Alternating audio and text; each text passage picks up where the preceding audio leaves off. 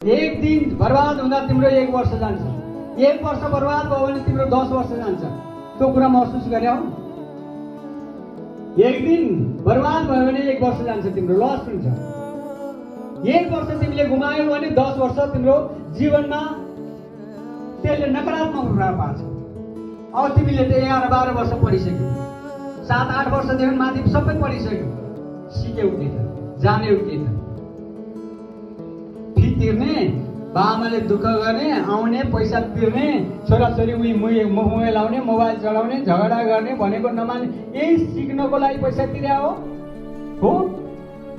भन्नेले हात उठाउनुहोस् त प्लिज। हो भन्नेले हात उठाउनुहोस्। एउटा पनि हात उठेन अनि त्यो काम किन गर्ने? होइन रहेछ नि त, गर्नु हुँदो रहेन त नि त।